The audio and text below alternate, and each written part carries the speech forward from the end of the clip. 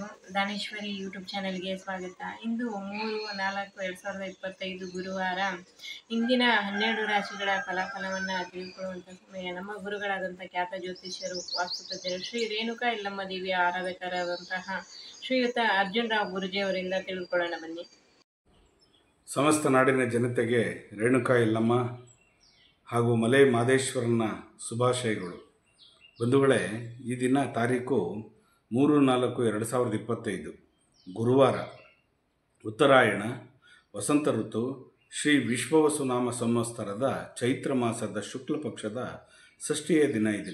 ಈ ದಿನ ರೋಹಿಣಿ ನಕ್ಷತ್ರ ಇರೋದರಿಂದ ಈ ದಿನ ಒಂದು ಸುಬ್ರಹ್ಮಣ್ಯನ ಆಲಯಕ್ಕೆ ಹೋಗಿ ಪೂಜೆ ಪುನಸ್ಕಾರಗಳನ್ನು ಮಾಡಿದಾಗ, ಸ್ಕಂದನ ಆಲಯಕ್ಕೆ ಹೋಗಿ ಒಂದು ಪೂಜೆಯನ್ನು ಮಾಡಿದಾಗ ಖಂಡಿತವೂ ಎಲ್ಲ ರಾಶಿಯವರಿಗೂ ತುಂಬ ಚೆನ್ನಾಗಾಗುತ್ತೆ ಅಂತ ಹೇಳುತ್ತೆ ಪ್ರತೀತಿ.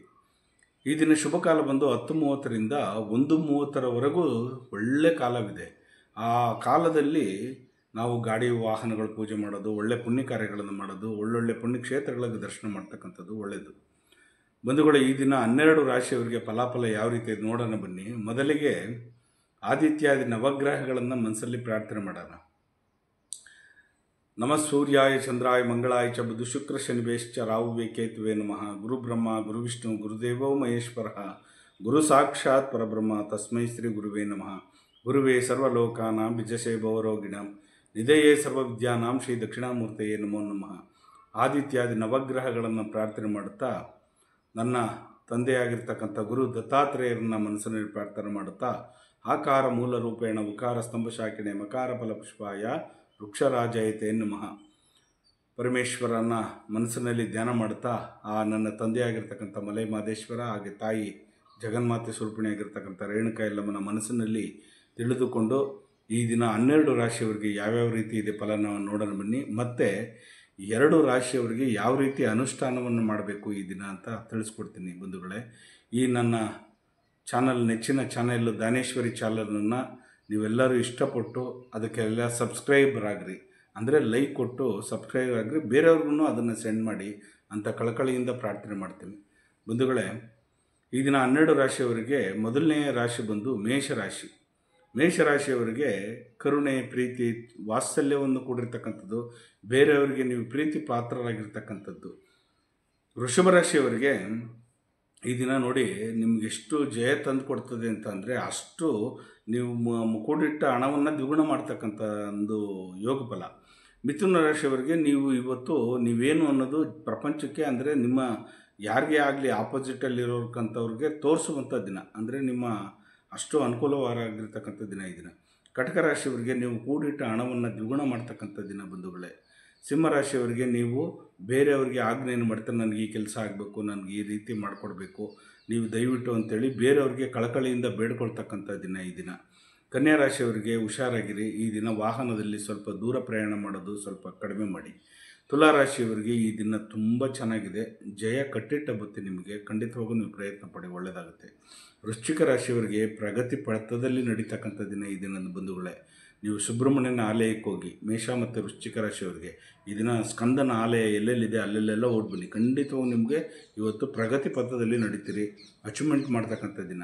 ಧನುಷ್ ರಾಶಿಯವರಿಗೆ ಈ ದಿನ ತುಂಬ ಸಂತೋಷಕರವಾಗಿರ್ತಕ್ಕಂಥ ವಾತಾವರಣ ನಿಮಗೆ ಸೃಷ್ಟಿಯಾಗ್ತಕ್ಕಂಥದ್ದು, ಜಯ ತಂದು ಕೊಡ್ತಕ್ಕಂಥದ್ದು, ನೀವು ಮನಸ್ಸಲ್ಲಿ ಏನೇ ಅಂದ್ಕೊಂಡಿದ್ರು ಕೂಡ ಅದು ನಡೀತಕ್ಕಂಥದ್ದು. ಮಕರ ರಾಶಿಯವರಿಗೆ ಸಂತೃಪ್ತಿ, ಸಂತೋಷದಾಯಕವಾಗಿರ್ತಕ್ಕಂಥ ದಿನ ಈ ದಿನ. ನೋಡಿ, ಗಾಡಿ ಖರೀದಿ ಮಾಡ್ತೀರಾ, ಒಡವೆಗಳು ಖರೀದಿ ಮಾಡ್ತೀರಾ, ಬಟ್ಟೆ ಖರೀದಿ ಮಾಡ್ತೀರಾ, ಪುಣ್ಯಕ್ಷೇತ್ರಗಳಿಗೆ ಹೋಗ್ತೀರಾ ಮಕರ ರಾಶಿಯವರು. ಕುಂಭರಾಶಿಯವರಿಗೆ ಬೇರೆಯವರಿಗೆ ನಿಮ್ಮ ಮನಸ್ಸಲ್ಲಿರ್ತಕ್ಕಂಥ ಆಸೆ ಆಕಾಂಕ್ಷೆನ ಹೇಳ್ತೀರಾ. ಹುಡುಗರು, ಎಕ್ಸ್ಪೆಷಲಿ ಹುಡುಗಿರಾಗಿರಲಿ, ನೀವು ಮನಸ್ಸಲ್ಲಿ ಯಾವುದೇ ರೀತಿಯಾದ ಒಂದು ಭಾವನೆಗಳಿದ್ರೂ ಕೂಡ ಅದನ್ನು ಬೇರೆಯವರಿಗೆ ವ್ಯಕ್ತಪಡಿಸ್ತೀರಾ. ಈ ದಿನ ಸಂತೋಷದಾಯಕವಾಗಿರ್ತೀರ. ಮೀನರಾಶಿಯವರಿಗೆ ಈ ದಿನ ಸ್ವಲ್ಪ ನಿಮ್ಮ ಮಟ್ಟಿಗೆ 4:15 ಗಂಟೆ ಸ್ವಲ್ಪ ಹುಷಾರಾಗಿರಿ ಬಂಧುಗಳೇ, ಖಂಡಿತವಾಗೂ ನಿಮಗೆ ಒಳ್ಳೆಯದಾಗುತ್ತೆ. ಯಾಕಂದರೆ 4:15 ಗಂಟೆ ಟೈಮ್ ಚೆನ್ನಾಗಿಲ್ಲ, ಜಗಳ ಆಡ್ತೀರಾ, ಕೋಪಕ್ಕೆ ಉದ್ರೇಕಗೊಳಗಾಗ್ತೀರಾ, ವಿಪರೀತಕ್ಕೆ ಹೋಗುತ್ತೆ, ತೊಂದರೆಗಳು ಜಾಸ್ತಿ ಆಗ್ತಕ್ಕಂಥದ್ದು ಬಂಧುಗಳೇ. ಹಾಗಾಗಿ ಹೀಗೆ 12 ರಾಶಿಯವರಿಗೆ ಫಲಾಫಲಗಳುಂಟು. ಜಗನ್ಮಾತೆ ಸ್ವರೂಪಿಣಿಯಾಗಿರ್ತಕ್ಕಂಥ ರೇಣುಕಾ ಯಲ್ಲಮ್ಮ ಹಾಗೂ ಮಲೈ ಮಾದೇಶ್ವರ ನಿಮ್ಮ ಜೀವನದಲ್ಲಿ ಸುಖ, ಶಾಂತಿ, ನೆಮ್ಮದಿ, ಆರೋಗ್ಯ, ಭಾಗ್ಯ ಎಲ್ಲವನ್ನು ಕೊಟ್ಟು ಕಾಪಾಡಲಿ.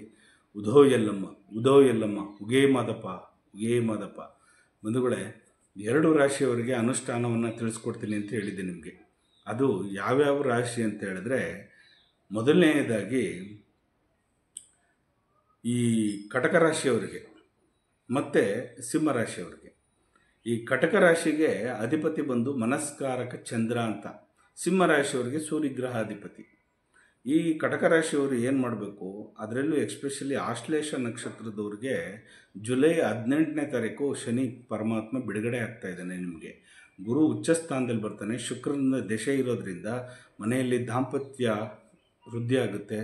ಆಸ್ತಿ ಖರೀದಿ ಮಾಡ್ತೀರಾ, ಗಾಡಿ ಖರೀದಿ ಮಾಡ್ತೀರಾ. ಅದಕ್ಕೆ ಮೊದಲು ನೀವು ಮಾಡಬೇಕಾಗಿರ್ತಕ್ಕಂಥದ್ದು ಸ್ಕಂದನ ಆಲಯಕ್ಕೆ, ಅಂದರೆ ಸುಬ್ರಹ್ಮಣ್ಯನ ಕ್ಷೇತ್ರಕ್ಕೆ ದಯವಿಟ್ಟು ನೀವು ಹೋಗಿ ಅಲ್ಲಿ ಒಂದು ರಾತ್ರಿ ತಂಗಿದ್ದು, ಅಲ್ಲಿ ಬೆಳಗ್ಗೆ ಎದ್ದು ಸ್ವಾಮಿ ದರ್ಶನ ಮಾಡಿಕೊಂಡು ಒಂದು ಅನುಷ್ಠಾನವನ್ನು ಅಲ್ಲಿ ಅಭಿಷೇಕ ಮಾಡಿಸೋದು, ಇಲ್ಲ ಏನಾದರೂ ಒಂದು ಅನ್ನದಾನ ಮಾಡಿಸೋದು, ಇಲ್ಲ ಏನಾದರೂ ಒಂದು ನಿಮ್ಮ ಕೈಲಾದದ್ದು ಕಾಣಿಕೆಯನ್ನು ಕೊಡ್ತಾ ಬನ್ನಿ. ಖಂಡಿತವಾಗಿ ಒಳ್ಳೆಯದಾಗುತ್ತೆ ಕಟಕ ರಾಶಿಯವರಿಗೆ. ಸಿಂಹರಾಶಿಯವರಿಗೆ ಈ ದಿನ ಸೂರ್ಯಗ್ರಹನ ಅಧಿಪತಿ ನಿಮಗೆ ಸೂರ್ಯಗ್ರಹನೇ. ಹಾಗಾಗಿ ಒಂದು ಅನುಷ್ಠಾನವನ್ನು ಮಾಡಿ. ಎಲ್ಲಾದರೂ ಒಂದು ಬಿಲ್ವಪತ್ರೆ ಮರದ ಕೆಳಗಡೆ ಕೂತ್ಕೊಂಡು, ಇಲ್ಲ ಹತ್ತಿ ವೃಕ್ಷದ ಕೆಳಗಡೆ ಕೂತ್ಕೊಂಡು ಸೂರ್ಯನ ಮಂತ್ರವನ್ನು ಜಪನ ಮಾಡಿ. ಯಾವುದು ಆ ಸೂರ್ಯನ ಮಂತ್ರ ಬಂದರೆ, ಓಂ ನಮೋ ಭಾಸ್ಕರಾಜಾಯ ವಿದ್ಮಹೇ ಸಹಸ್ರಲಕ್ಷ್ಮೀಶ ಧೀಮಹಿ ತನ್ನೋ ಸೂರ್ಯ ಪ್ರಚೋದಯಾತ್. ಸೂರ್ಯ ಮಂತ್ರವನ್ನು ಮೊಬೈಲಲ್ಲಿ ನೀವು ಹೇಳೋಕ್ಕಾಗಿಲ್ಲ ಅಂದ್ರೂ ಅಟ್ಲೀಸ್ಟ್ ಮೊಬೈಲಲ್ಲಾದ್ರೂ ಸೂರ್ಯನ ಶತನಾಮಾವಳಿ ಆದರೂ ಪಠನೆ ಕೇಳಿಸ್ಕೊಳ್ಳಿ, ಇಲ್ಲ ಈ ಮಂತ್ರವನ್ನಾದರೂ ಪಠನೆ ಮಾಡಿ. ಖಂಡಿತ ನಿಮ್ಗೆ ಒಳ್ಳೆಯದಾಗುತ್ತೆ. ಅದರಲ್ಲೂ ಅರಳಿ ವೃಕ್ಷ ಇಲ್ಲ ಹತ್ತಿ ವೃಕ್ಷದ ಕೆಳಗಡೆ ಕೂತ್ಕೊಂಡು ಸೂರ್ಯನ ಜಪ ಮಾಡೋದು ಮರಿಬೇಡಿ. 2 ನಿಮಿಷ ಆಗಲೇ ಕೂತ್ಕೊಳ್ಳಿ, ನೋಡಿ ನಿಮಗೆ ಆ ಪ್ರಕೃತಿ ನಿಮ್ಗೆ ಏನು ಕೊಡುತ್ತೆ ಫಲ ಅಂತ. ಹೀಗೆ ಬಂಧುಗಳೇ, ನಿಮ್ಮೆಲ್ಲರಿಗೂ ಒಳ್ಳೆಯದಾಗಲಿ. ಲೋಕೋ ಸಮಸ್ತ ಸುಖಿನೋ ಭವಂತು, ಸನ್ಮಂಗಳಾನಿ ಭವಂತು. ಸರ್ವೇ ಜನ ಸುಖಿನೋ ಭವಂತು, ಸನ್ಮಂಗಳಾನಿ ಭವಂತು. ಒಳ್ಳೆಯದಾಗಲಿ, ನಿಮಗೆಲ್ಲರಿಗೂ ಒಳ್ಳೆಯದಾಗಲಿ, ಶುಭವಾಗಲಿ.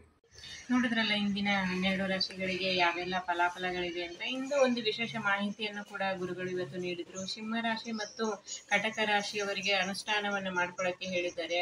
ಆ ಗುರುಗಳು ಹೇಳಿದಂತೆ ಅನುಷ್ಠಾನವನ್ನು ಮಾಡಿಕೊಡಿ. ಎಲ್ರಿಗೂ ಒಳ್ಳೆಯದಾಗಲಿ ಅಂತ ಹೇಳ್ತಾ, ದಯವಿಟ್ಟು ಲೈಕ್ ಮಾಡಿ, ಶೇರ್ ಮಾಡಿ, ಕಮೆಂಟ್ ಮಾಡಿ, ಸಬ್ಸ್ಕ್ರೈಬ್ ಆಗಿ. Thank you.